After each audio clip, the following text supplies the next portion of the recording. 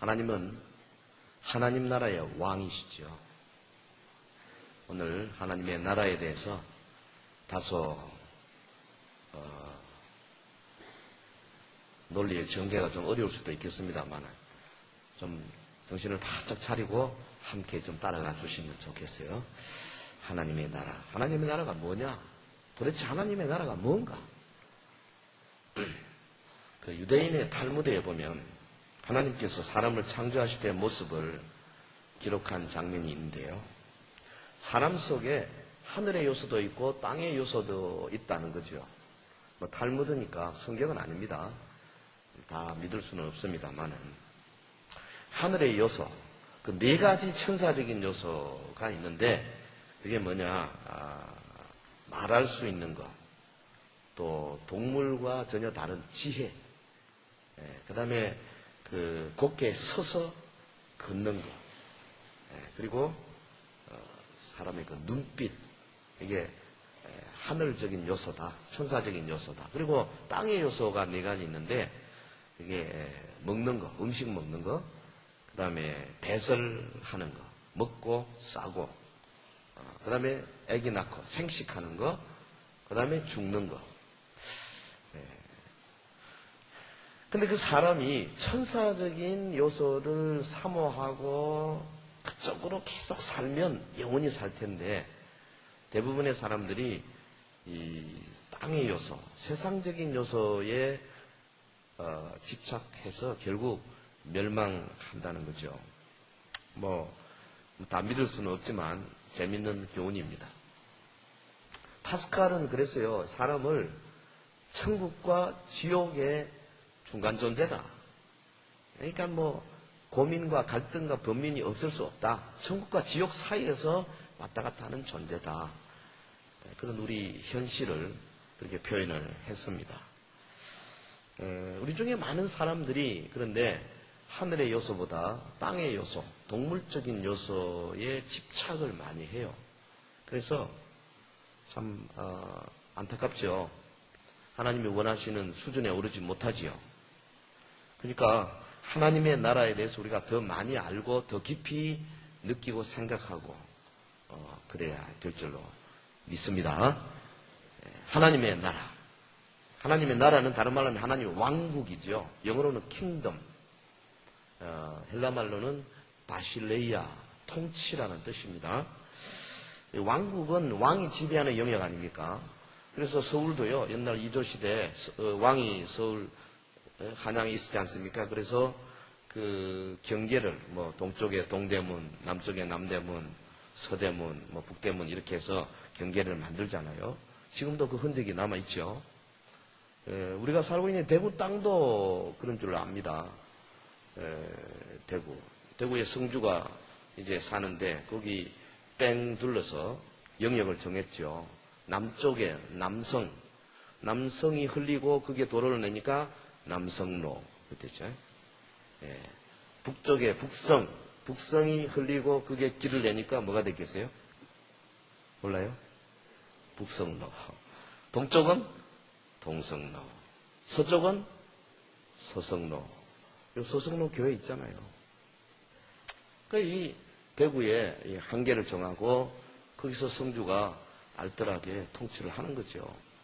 하나님의 나라는 하나님이 통치하는 영역입니다. 이곳에 참 평안이 있어요. 주님이 주시는 거룩한 기쁨이 있어요. 왜? 하나님이 통치하시니까.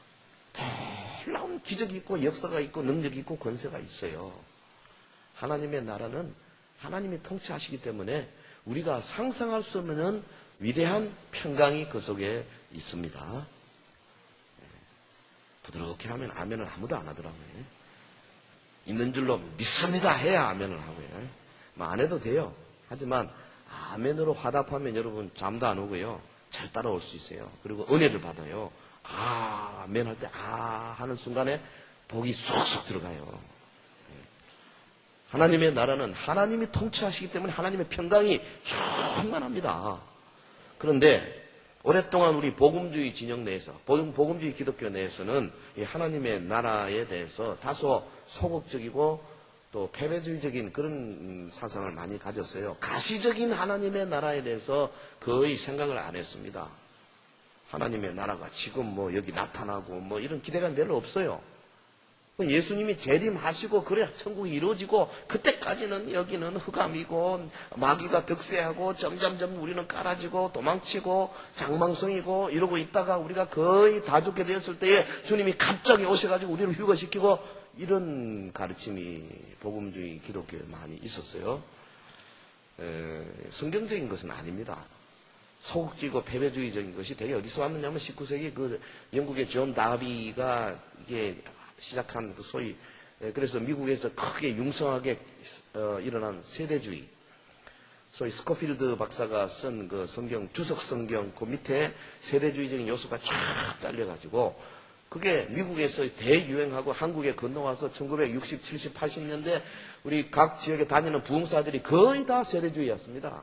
그래서 말씀 전하는데 다 세대주의적인 가르침을 가졌어요. 그래서 주님이 재림할 때에 믿는 자가 쫙 휴거하고 안 믿는 사람하고 유대인들은 밑에서 고민을 하고 있고 우리는 위에서 혼인잔치하고 뭐 이상하게 그렇게 했어요. 그런 거 아닙니다. 휴거 올라가고 밑에는 있고 그런 거 없어요. 주님이 재림할 때 죽었던 자들이 다 살아 일어나는 거예요. 그게 성경의 가르침이에요. 지금은 그런 세대주의를 가르치는 분이 별로 없습니다. 우리나라에도 이제는 많이 한물 갔어요. 그런데 우리가 어릴 때부터 배워왔던 것이 지금도 남아있어요. 그래서 이 땅에 지금 하나님의 나라가 시작이 되고 하나님의 권세와 능력이 나타나고 하나님의 역사가 일어나는 것에 대한 기대감이 별로 없다고 말이죠. 특히 우리 장로교 교회에서 예배 가운데 귀신이 쫓겨나고 병들이 고침받고 방언이 터지고 하나님 나라의 기적과 이적과 표적을 보는 경우가 별로 없어요. 당연해요. 그게 또 없는 게. 왜? 그렇게 배워왔어요. 그게 지난 20세기 교회의 모습이죠. 사탄이 점차적으로 이 세상을 다 접수하고 그래서 교회는 점점 깔아지고 흑암이 온 땅을 덮고 주님 재림 직전까지 그렇게 상당히 소극적이고 패배주의적인 사고방식을 가지고 있는 것이 사실입니다. 우리 교단도 예외가 아니에요. 그러나 여러분 역사적으로 돌아가 보면 우리는 우리의 선조들이 믿어온 그 믿음 회복해야 돼요. 전투적이고 승리에 찬 엔드타임 마지막 시대의 모습 칼빈도 그랬고 루트도 그랬고 여러분 영국의 미국의 18세기 19세기 대각성 운동 뭐 요나단 에드워드나 찰스 핀이나 D.L. 무디나 혹은 영국의 요한 웨슬레나 모라비안 교도들이나 진덴도르프 백작을 포함해서 그 위대한 선교사들을 파송했던 그 기관들 특별히 미지의 대륙을 찾아서 신앙의 자유를 찾아서 메이플라워에 승선했던 이 청교도들 그들의 후손들 매우 적극적이고 도전적이고 전투적인 교회관을 가지고 있었어요.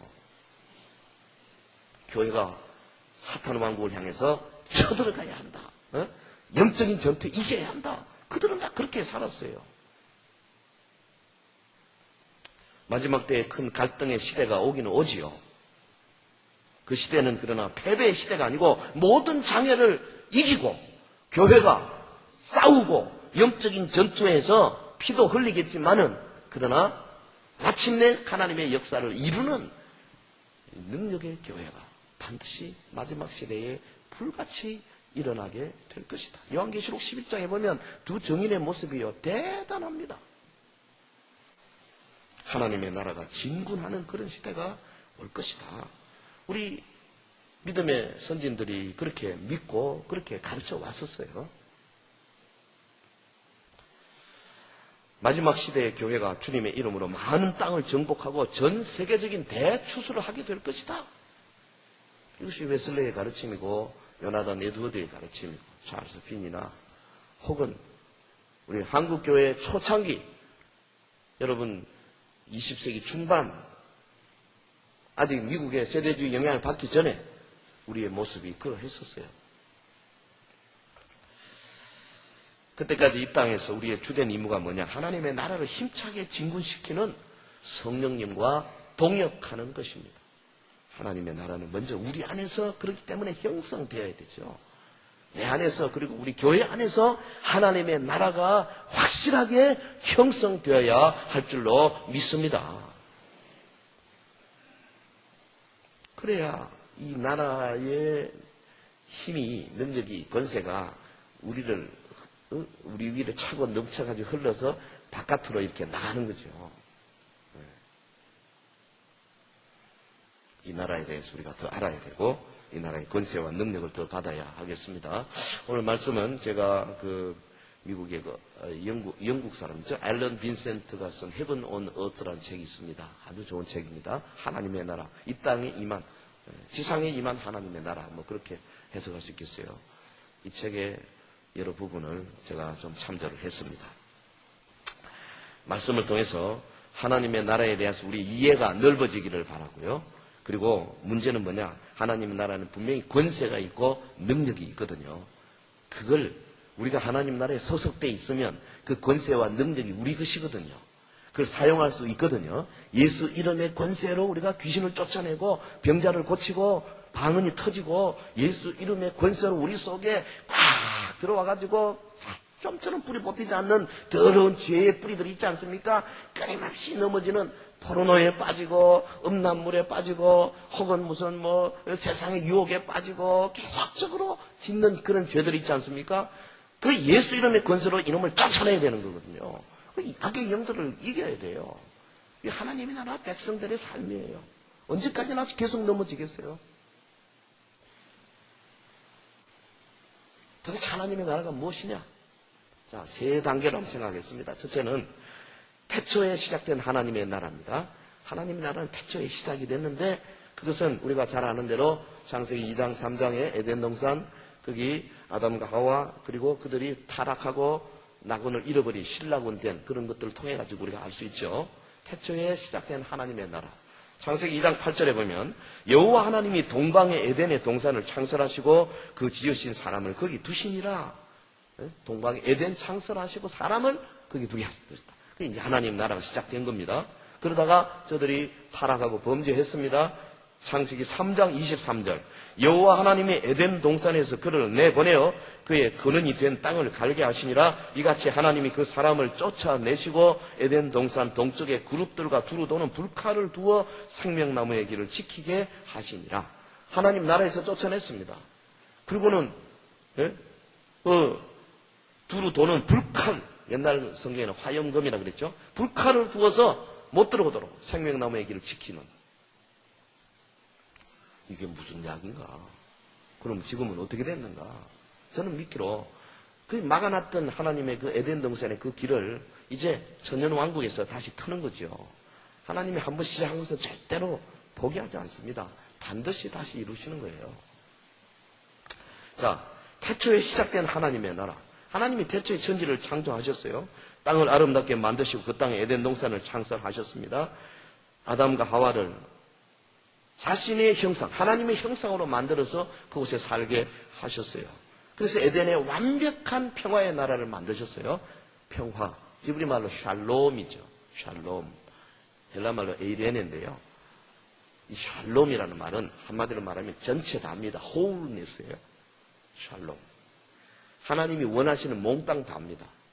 우리는 보통 평화하면은 전쟁이 없는 정도. 그 툇마루에 앉아가지고 우리 할아버지께서 곤방대 긴 거 물고 담배 뻗고 구름이 두둥 실떠가고 앞에서 앞들에서 송아지가 음매 울고 그러면 평화다 그러는데요. 그게 아니라 그런 정도가 아니고요. 하나님이 원하시는 모든 것이 거기 다 있어야 돼요. 거기는 질병이 없어요. 그건 눈물이 없어요. 시기 질투가 없어요. 거기는 오직 하나님께서 통치하시고 그 밑에 전폭적으로 하나님 앞에 순종하는 사람들만 있어요. 그래서 하나님 뜻이 온전히 이루어지는 곳이에요. 할렐루야. 하나님의 나라. 그 나라 백성인 인류에게 주신 하나님의 형상, 사람에게 하나님의 형상을 주셨기 때문에 사람은요, 하나님 안에 거하지 않으면 불안할 수밖에 없어요. 요 속에 하나님의 형상이 있어요. 보통 세 가지 말하죠. 지적인, 도덕적인, 영적인. 그 지적인 형상, 예를 들면 동물과는 상대가 안 되는 지혜죠. 우리는요, 동물하고는 상대가 되지 않는 그런 지식과 지혜가 있어요. 뭐, TV에 가끔씩 보면 뭐, 개가 말이죠. 뭐, 머리 좋은 개, 뭐, 무슨 심지어는 곤충들이 자기 새끼를 어떻게 낳고 어떻게 키우고 이런 거 보면, 이야, 대단하다 싶죠. 그래도 솔직히 따져보면 사람하고는 비교가 안 됩니다. 아, 우리가 얼마나 지혜롭습니까?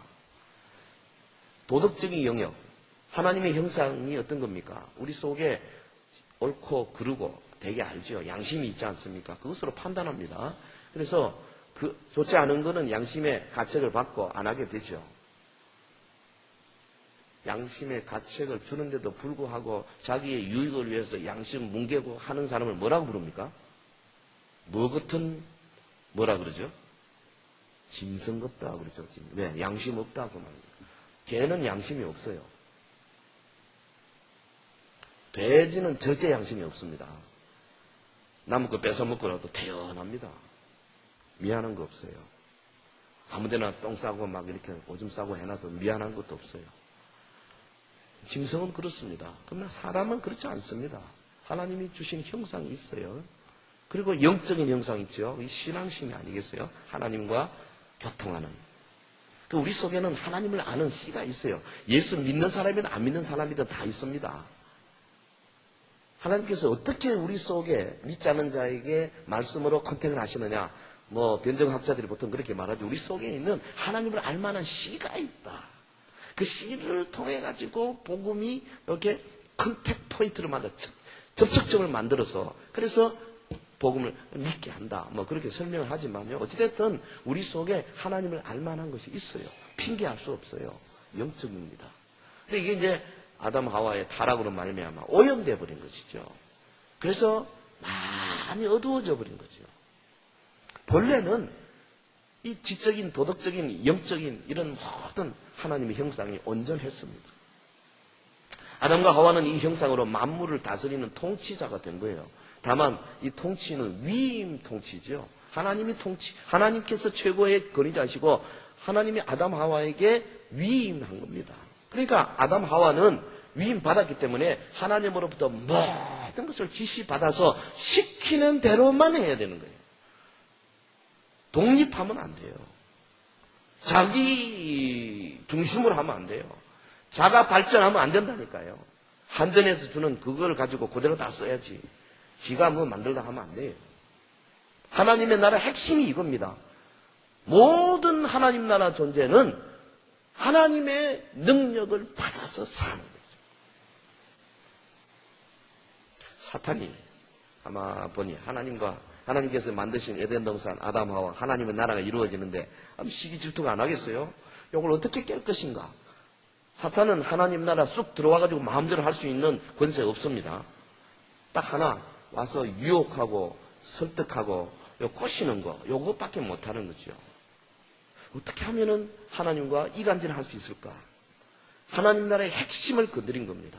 하와 찾아가서 하와의 독립심을 부추긴 거죠. 너 왜 그렇게 시킨 대로 마냐?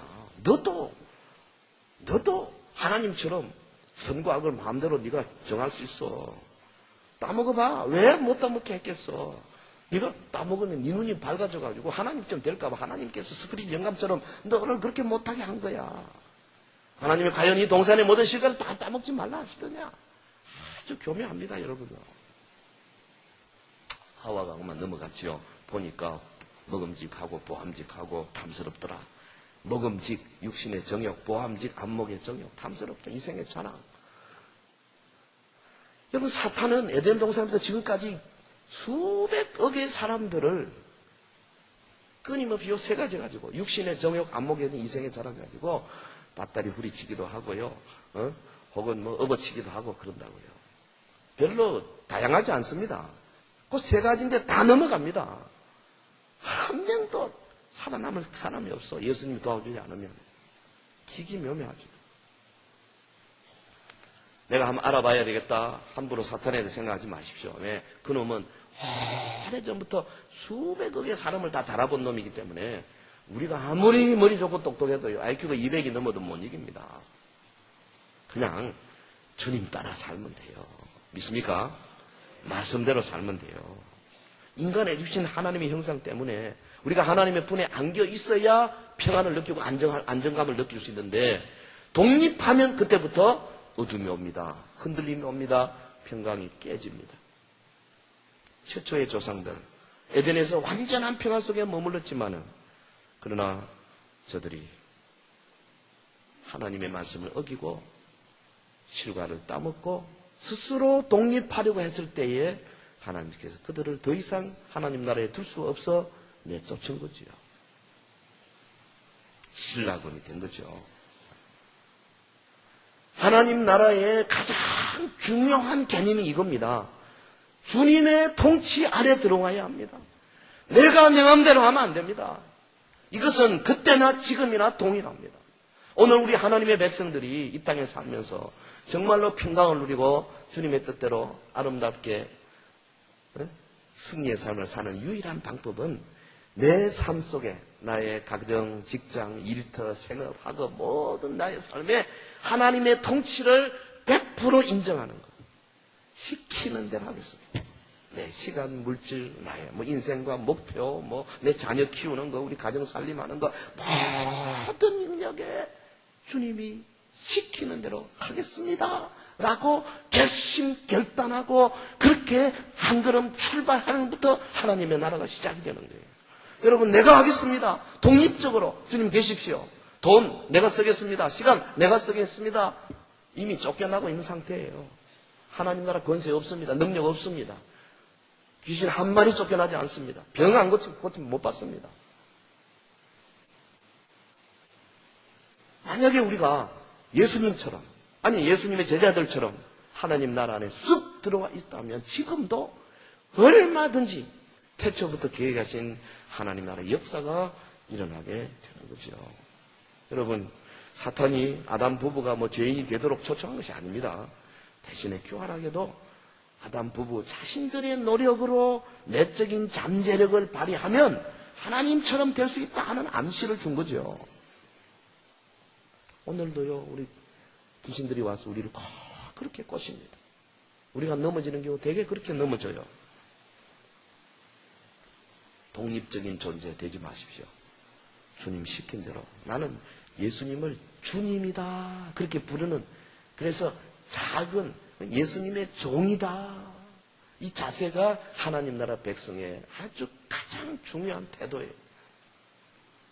여러분, 저들이 독립적인 사람이 되기로 결심했지 않습니까? 비극적인 결정을 했습니다. 고통과 불행 속에서 큰 대가를 이제 치르기 시작합니다. 저들이 비극적인 결정을 했을 때 그때 하나님의 첫 번째 외침이 뭐죠? 찾아오셔서 아담아 내가 어디 있느냐? 한마디로 말하면 피조물과 이 하나님 사이에 벌어진 이 간격, 그리고 그 분리에 대한 이 고통의 외침이라고 말할 수 있습니다. 아담이 하나님을 찾은 것이 아니고 하나님이 아담을 찾아오셨어요.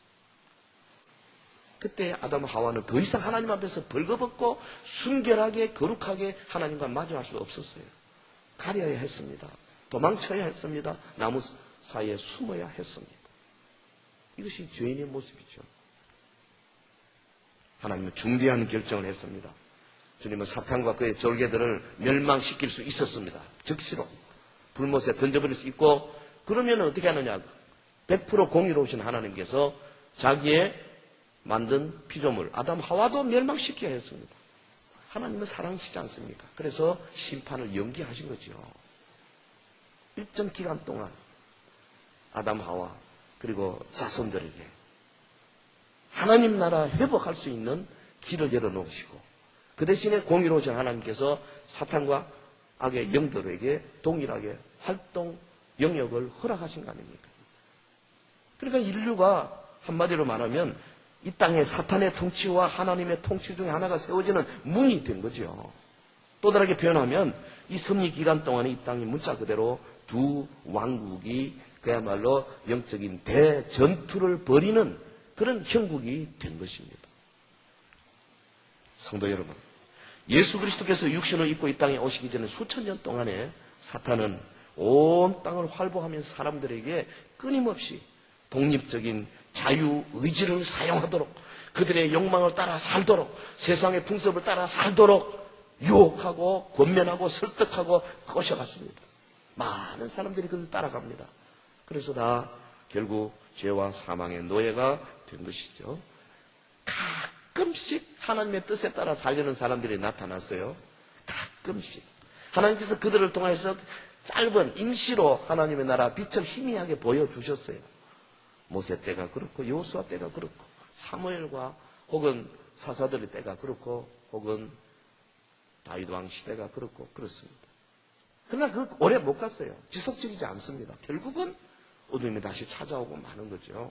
그래서 이제 이 하나님 나라가 훼손된 상태로 새로운 시작을 가져올 한 사람을 기다리게 된 거 아닙니까? 구약과 신약의 이 연결고리에서 가장 중요한 구절 중에 하나는 저는 갈라디아 4장 4절이라 생각합니다. 태초에 이루어진 하나님의 나라. 자, 이제 두 번째로 예수 그리스도에 대해서 하나님 나라의 새로운 시작이 되신 예수 그리스도를 생각합니다. 갈라디아 4장 4절에 보면 때가 참에 하나님이 그 아들을 보내서 여자에게서 나게 하시고 율법 아래에 나게 하신 것은 율법 아래에 있는 자들을 속량하시고 우리로 아들의 명분을 얻게 하려 하십니다. 하나님의 때가 이르렀을 때 하나님께서 기다리던 그 한 사람 보내기 위해서 하나님이 친히 육신을 입고 이 땅에 오셨다 이 말이죠. 왜? 다른 사람으로는 도저히 일을 이룰 수가 없는 겁니다. 잠시 반짝하고 마는 거예요.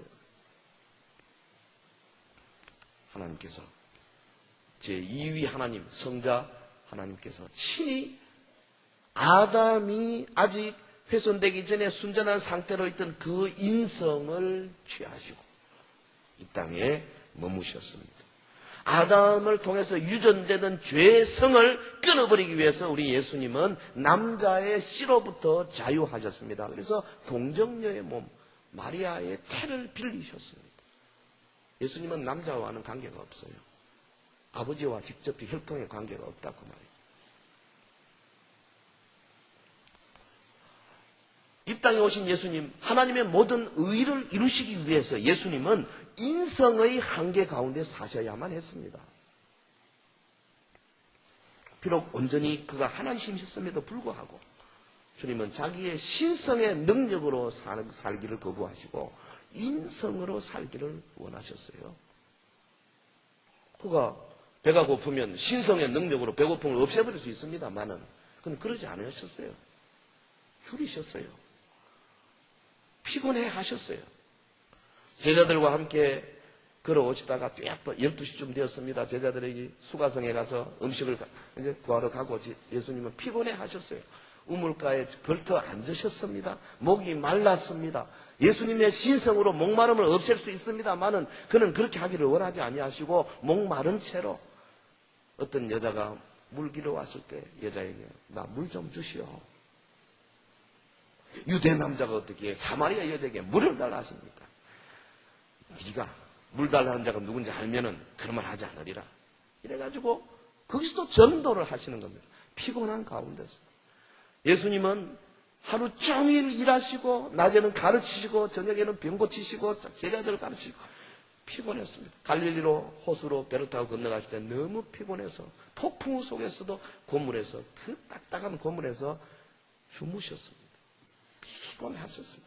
인성 그대로 유지하셨습니다.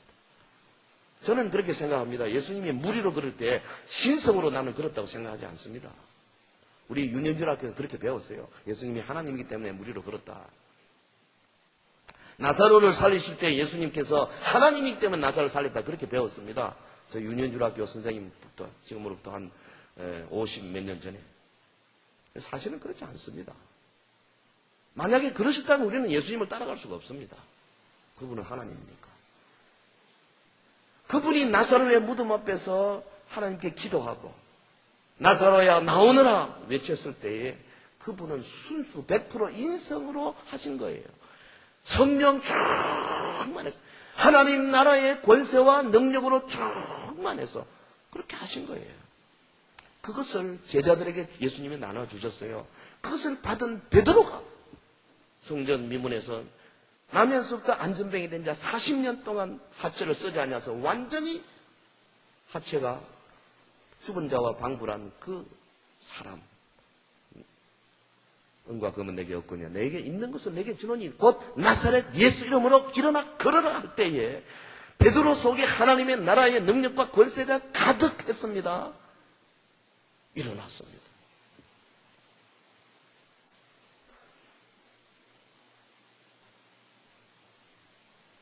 여러분, 죽은 자를 살린 건 예수님만 한 게 아닙니다. 베드로 다비다를 향하여, 시체를 향하여 일어나라! 일어났어요.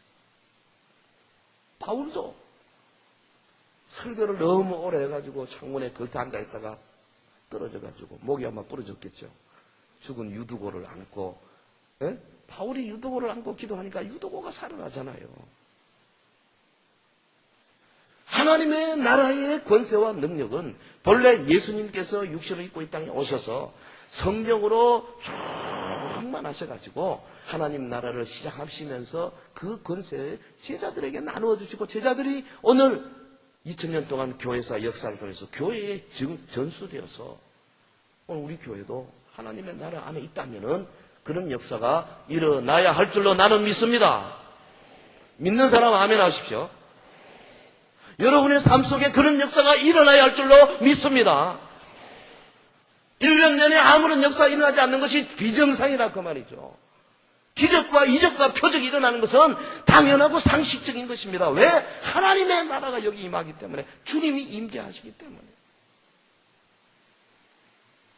그런데 그러기 위해서는 예수님이 자신의 온 삶을 하나님 나라 안에서 살기로 결단하시고, 하여튼 한순간이라도 예수님은 독립적인 존재가 되기를 거부하시고 매 순간마다 아버지 하나님의 뜻을 받아서 말하고 행동하고 그렇게 하셨어요.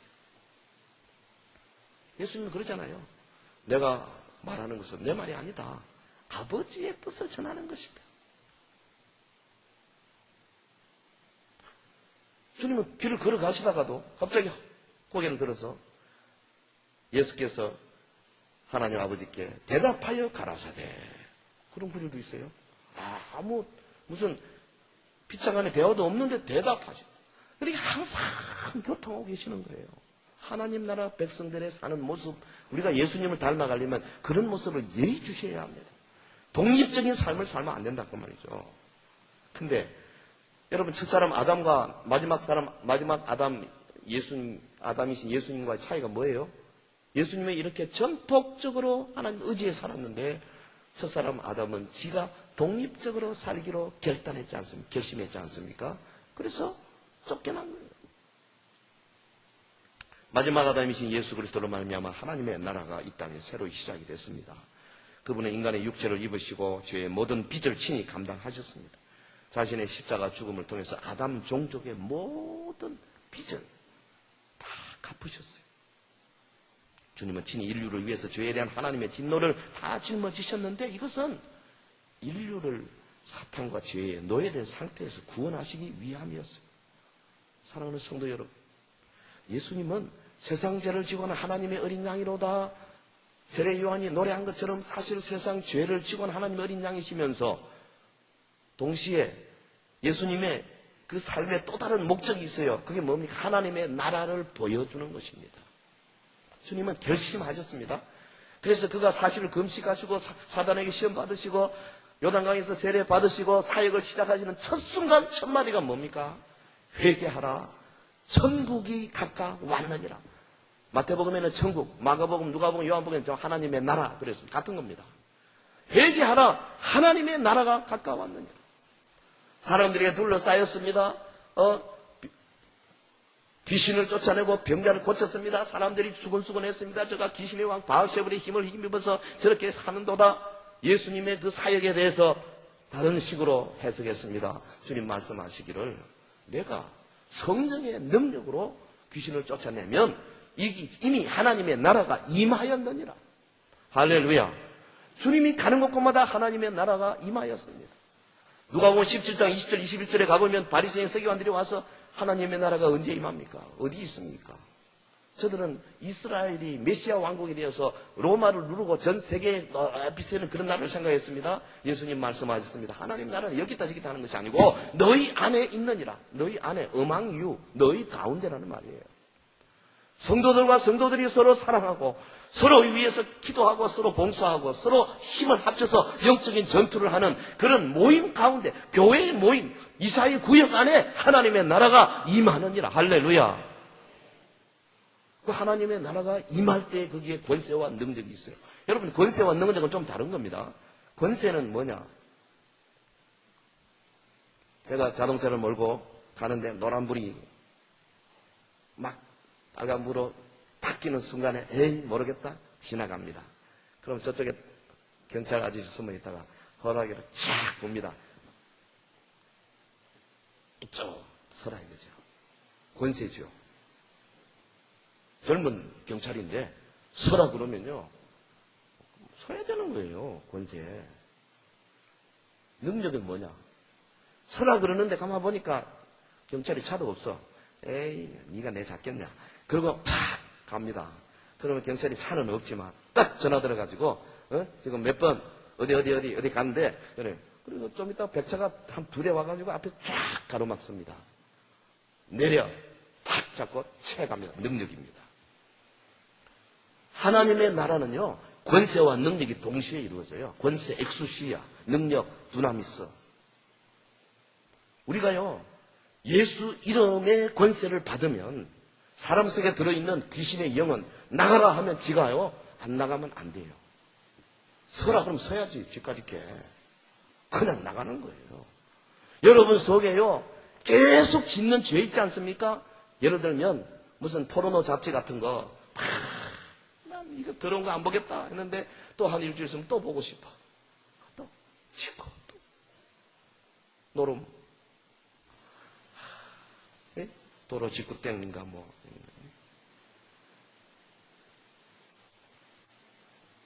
제가 미국서 목회할 텐데요. 그 남자 집사님인데 이게 하다 보니까 이거 빠친코에 빠졌어요. 완전히 빠져버렸어요. 그래서 뭐 저축 다 날리고 세탁소 하던 거 그것도 다 날리고 뭐 마누라까지 팔아먹을 판이야. 그래서 제가 만났어요. 당신 왜 그러냐? 패가망신 할래? 미국의 아메리칸 드림을 품고 와가지고 이게 무슨 짓이냐? 목사님, 이게 내 정신이 아닙니다. 내가 아침에 분명히 나올 때는 내가 일하는 세탁소로 가리라 하고는 시동을 걸고 갔는데 정신 차리고 보면 어틀랜틱 시티라는 거예요. 거짓말이지.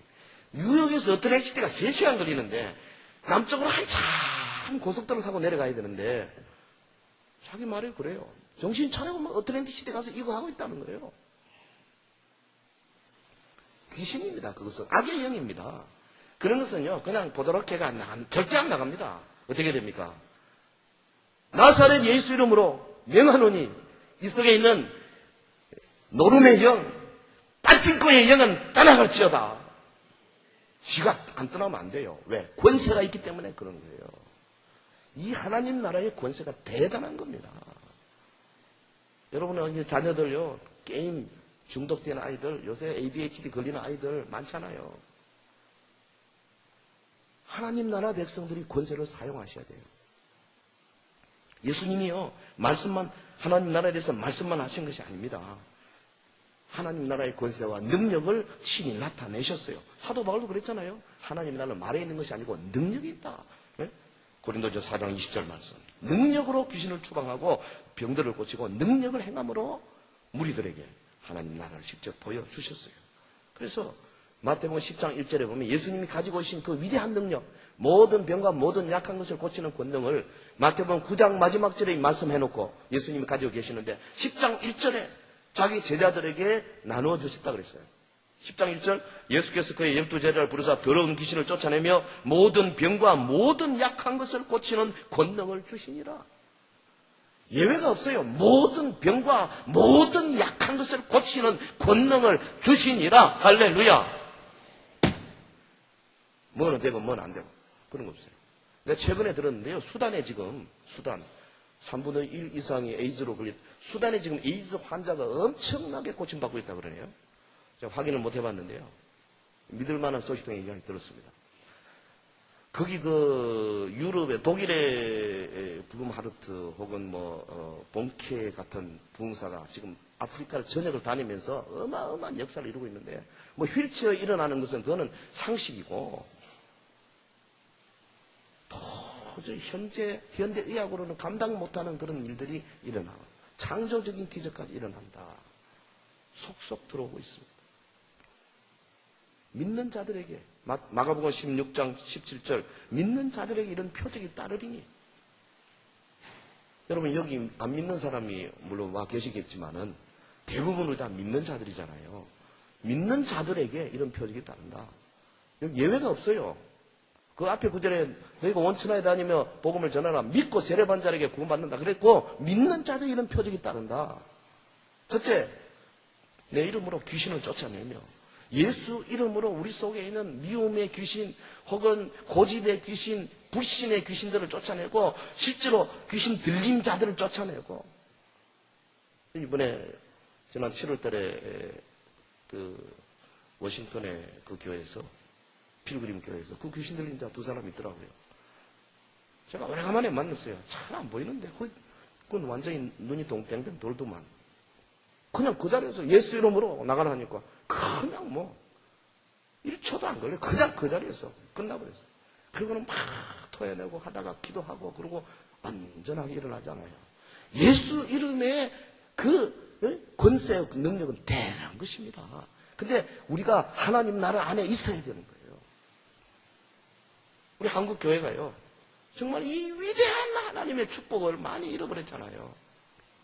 왜? 너무 형식적이고, 예배 순서는 이래야 된다, 착착착착착 만들어 놓고, 예배 시간에 뭐 하면 안 된다, 뭐 하면 안 된다, 가수 배송하면 안 되고, 뭐 안 되고, 마음대로 다 만들어. 예수님 시대에 그런 것도 없었는데 말이죠. 너무 제한하니까요. 성령의 역사가 제대로 안 일어나잖아요. 요새요, 지난 금요일, 저지난 금요일, 제가 축도 마치고 다 예배 끝나고, 원하는 사람 남아서 안수 기도하고 있습니다. 여러 사람들이 놀라운 역사를 지금 보고 있습니다. 앞으로 보십시오. 엄청난 역사가 일어날 겁니다. 하나님의 나라는요, 현존하는 거예요. 눈에 보이는 거예요. 표적이 따릅니다. 귀신을 쫓으며 새방언을 말하며 뱀을 집어 올리면 무슨 독을 맞아 해를 받지 아니하며 병든 사람에게 손을 얹은 적 나으리라. 그래, 손만 얹으면 돼요. 얹으면. 왜? 하나님이 약속하셨잖아요. 주님은 절대로 약속을 변경하지 않습니다. 한 번 얹어서 안 되면 2번, 2번 안 되면 3번, 3번 안 되면 몇 번까지? 100번이라도. 예, 어떤 목사님 그러지다. 내가 1000번 손 얹어 기도해서 한 사람만 나오면 나는 죽을 때까지 하겠다 그래요. 1000분의 1만 돼도. 그런데 그렇지 않습니다, 여러분. 한 10명 같이 기도하면요, 아마 한 서너 명은 낫습니다, 지금. 시간이 좀 가세요. 마지막 페이지에 들어가겠습니다. 그리스도인, 하나님 나라의 존귀한 백성. 하나님 나라 백성된 우리들에 대해서 좀 살펴보겠습니다. 그리스도인이 누구냐? 예수 믿고 그분의 십자가 고난과 부활을 통해서 하나님 나라를 새로이 시작하였음을 확신해서 예수님을 자신의 주님으로 영접, 결단한 사람이거든요. 그리스도인은 하나님 나라 복음을 믿고 회개함으로써 실제로 하나님 나라에 들어온 자입니다. 그게 그리스도인이에요. 자기 독립적으로 살면은 하나님 나라에 있을 수가 없습니다. 그러나 오직 예수님을 주님으로 부르고 모든 것을 주 앞에 맡길 때, 여러분 신약 성경의 모든 기자들과 전도자들이 이 하나님 나라에 얼마나 우선권을 준지 아십니까? 세례 요한 보세요. 회개하라, 하나님의 나라가 가까웠느니라. 첫 마디가 그. 예수님도 처음에 회개하라, 하나님의 나라가 그랬습니다. 예수님이 죽으시고 부활하시고 40일 동안 이 땅에 사시면서 사도행 1장 보면 제자들과 뭐 했느냐 40일 동안 하나님 나라의 일을 말씀하시더라 그랬어요. 중요한 이슈입니다. 그런데 하나님의 나라 들어가려면 회개의 관문을 통과해야 합니다. 회개. 반드시 회개하라. 진정한 회개의 관문. 회개가 뭐냐 하면 완전한 마음의 변화를 말하는 거예요. 이거 죄를 슬퍼하는 것과는 구분되어야 합니다. 죄에 대해서 뉘우치는 정도 가지고 회개를 할 수 없어요. 뉘우치는 사람으로 대표적인 사람이 가룟 유다입니다. 예수님 팔고 은 30냥 받고 돌아서서 아이고 내가 스승을 팔았구나. 다시 가서 제사장들에게 내가 돈 내놓을 테니까 예수님 풀어달라. 뉘우쳤습니다. 그거 가지고 안 돼요. 결국 나무에 목매달고 떨어져서 배가 터져서 죽었어요. 창자가 나와서 죽었어요. 베드로 아마 가룟 유다보다 더 나쁜 죄를 지었죠. 3번이나 모른다고 부인했지 않습니까? 그런데 닭 울기 전에 내가 3번 나를 부인하리라 하심이 생각나서 밖으로 나가 심히 통곡하니라. 통곡만 했겠어요? 다시는 내가 이런 잘못을 범하지 아니하리라. 결단하고 예수님이 그를 부활하신 다음에 불러서 요한 아들 시몬아, 네가 나를 사랑하느냐? 내 양을 먹이라, 내 양을 치라, 내 양을 먹이라 위임을 해줬잖아요. 회개하는 자, 하나님 나라에 들어온 자가 하나님의 사랑을 받는 거죠. 회개는 뭐냐? 급진적인 온전한 마음의 변화입니다. 라이프 스타일이 바뀌는 거예요. 완전히 바뀌는 겁니다. 예를 들면 이겁니다. 여러분이 차를 지금 몰고 있지 않습니까? 그런데 예수님에게, 예수님, 제가 사실 차를, 이거 제 차지만은 제가 잘 운전을 못합니다. 주님이 운전하십시오. 저는 그냥 승객으로 앉겠습니다. 주님이 원하시는 대로 제 삶을 끌고 가십시오. 저는 그냥 시키는 대로 하겠습니다. 이거죠. 이 결단이 하나님 나라의 백성들의 모습입니다. 죄를 슬퍼하는 것은 아직 회개가 아닙니다. 내가 변화되기를 바라면서 우는 것도 아직 회개가 아닙니다. 회개에 도움이 될지는 모르지만 모든 것을 하나님의 통치하에 맡긴다는 근본적인 결정을 하기 전까지는 아직 회개한 것이 아니에요. 하나님 나라에 들어온 자들만이 여러분 하나님 나라 공동체를 세울 수 있어요. 하나님 나라 들어온 자들만이 하나님 나라의 교회를 다시 시작할 수가 있어요. 하나님이 가지신 큰 문제가 바로 이것입니다. 여러분 사실 따지고 보면 사탄도 진정한 의미에서 하나님의 문제가 될 수가 없어요. 대구 땅의 우상 하나님의 문제가 될 수가 없어요. 음란한 것들 문제가 될 수가 없습니다. 무슨 무당들이 큰 문제가 될 수 없어요. 하나님 앞에는 아무것도 아니에요. 진짜 큰 문제는 뭐냐 하면 하나님 나라의 백성들로 하여금 저들이 자신의 일을 중단하고 무조건적으로 주님의 뜻을 행하게 하는 그것, 이게 하나님의 주요한 도전이에요.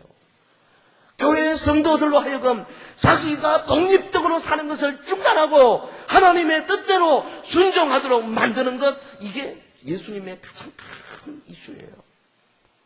일단 그렇게 되기만 하면 하나님 나라의 권세가 쏟아지고 능력이 쏟아지기 때문에 끝까지 그 우상이나 803 국제불교 테마공원 무슨 백악군대 템플스테이 별거 아니다 그 말이에요. 하나님 나라의 존귀한 백성 여러분, 마태복음 6장에서요 우리에게 기도를 가르치면서 하나님 나라에 대한 완벽한 정의를 우리 예수님이 주셨어요. 기도할 때에 하나님의 나라가 임하도록 기도해라. 하늘에 계신 아버지 이름이 그렇게 이름 받으시면 나라가 임하옵시며, 이거 기도해라. 나라가 임하옵시며, 하나님의 나라가 임하옵시며. 그리고 뭐라 그랬습니까? 그 다음에 일용할 양식이라든지 죄에서 구원해달라 이런 거 하기 전에 먼저 뜻이 하늘에서 이룬 것 같이 땅에서도 이루어지이다. 하늘에서 이미 하나님의 뜻이 이루어진 것처럼 땅에서 이 하나님의 나라가 그대로 이루어지기를 원합니다. 주님의 온전한 통치가 이루어지기를 원합니다. 그렇게 고백하고 그렇게 살아라 그 말이죠. 하나님의 통치에 절대로 순복한다는 원리를 우리가 받아들이기만 한다면 죄의 근원인, 우리 속에 있는 죄의 그 뿌리가 되는 독립적인 삶, 이게 절단되는 거예요. 일단 참된 회개의 문제가 해결되면 하나님 나라에서 사는 것이 예수님이 지상에서 살아갔던 삶의 방식과 다르지 않다는 걸 알 수 있어요. 주님도 전반적으로 성령의 인도 따라 살았어요. 저희가 만약 아침에 눈을 떠서부터 시작해서 지금까지 성령님이 인도하신 대로만 살기로 작정한다면은 아마 우리도 거의 예수님의 수준으로 살 수 있을는지 몰라요. 온갖 생각들이 많잖아요. 자기의 과거의 습관들이 많고 우리의 영의 귀가 어두워서 성령님의 그 말씀을 듣지를 못하잖아요. 영의 눈이 가려져가지고 하나님의 뜻을 분별을 잘 못하잖아요. 근데 우리가 고린도서 12장에 있는 그런 지혜의 은사, 지식의 은사들을 많이 받아가지고 하나님의 뜻을 분별해서 순간순간 누구에게 전화하고 누구랑 만나고 무슨 말을 무슨 단어를 쓰고 혹은 뭐 돈을 어디다 쓰고 하는 적극적으로 성령님의 인도를 받기만 한다면은 여러분 그 사람을 통해서 하나님께서 하나님 나라의 어마어마한 능력을 베풀어 주실 줄로 믿습니다. 사도 바울이 그렇고 베드로가 그렇고 요한이 그렇고 여러분 우리 과거에 살았던 우리 초대교회 우리 김익두 목사님이나 뭐 여러 제가 듣기로요 옛날에 그분들이 안전벨도 일으키고 어마어마한 일들을 많이 하셨어요. 우리도 예수님이 하신 것처럼 우리 자신을 드린다면 성령께서는 예수님을 통해서 하나님의 나라를 힘차게 진구시킬 것처럼 우리를 통해서 이 땅에 하나님의 나라를 이루시킬 것입니다. 말씀을 맺겠습니다. 예수님은 자신이 하나님 나라 복음을 전하기 위해 오셨다고 했어요. 주님은 단지 죄사함만을 전하기 위해서 온 것이 아닙니다. 죄사함은 중요한 문제지만 그러나 성경 전체의 중심 이슈는 아니에요. 예수님은 말씀하십니다. 내가 와서 너의 삶을 온전히 통치하기를 원하느냐? 아무개야? 내가 네 가정에 가서 온전히 네 가정의 모든 살림살이를 통치하기를 원하느냐? 내가 네 삶을 온전히 좌우하기를 원하느냐? 그때 우리가 예라고 대답할 때 우리가 하나님 나라의 확실한 백성이 되는 겁니다. 할렐루야. 하나님의 나라가 실제로 나에게 임했는가 안 했는가 알아보는 건 어렵지 않습니다. 제가 한 5가지로 체크리스트를 드리겠어요. 5가지 중에 5개 다 동그라미 하면 좋겠고 혹 5개 다가 아니더라도 저보다 한 2-3개 정도 동그라미가 되어야 되리라고 봅니다. 말씀을 마무리하면서 여러분 내가 하나님의 나라 안에 있는가 없는가 한번 자신을 체크하기를 바랍니다. 단순한 질문입니다. 자신에게 정직하게 질문하고 답해 보시기를 바랍니다. 첫째는 나의 매일의 삶에서 실제로 내 삶을 결정하는 결정자는 누군가? 난가 하나님입니까? 내 삶을 하나하나 결정해라고 다이어리에다가 계획표를 쓰고 하는데 누가 결정하는가? 내가 하나, 하나님이 하시나? 두 번째, 시간 문제입니다. 나는 시간을 어떻게 사용하는가? 절대적으로 하나님께서 원하신 대로 시간을 사용하는가? 아니면 내가 원하는 대로인가? 물어보지도 않고 내 마음대로 시간을 쓰는가? 안 그러면 그 시간도 주님 거니까 주님 내가 이거 해도 되겠습니까? 시간. 세 번째, 직업. 나의 현재 하는 일. 직업은 어떤가? 예수님이 나를 위해 정해주셨는가? 아니면 내가 스스로 결정했는가? 아니, 이 직업이 현장에, 지금 내가 일하고 있는 현장이 지금 하나님이 기뻐하시는 현장인가? 그렇지 않으면 하나님과 관계없이 내가 임의대로 지금 만들어가고 있는가? 여러분, 일터를 생각하시고.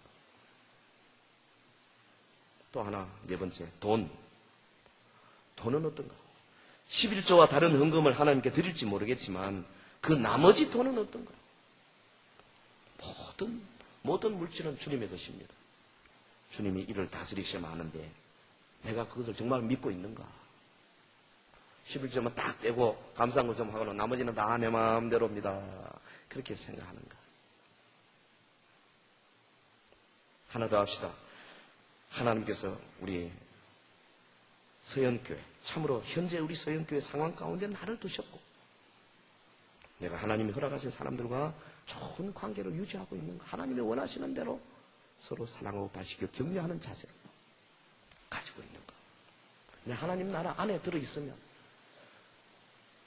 상대방을 내가 바꿀 수는 없어도 나는 내가 바꿀 수 있거든요. 상대방이 어떻게 하든지 간에 내 쪽에서 내가 어떻게 하고 있는가?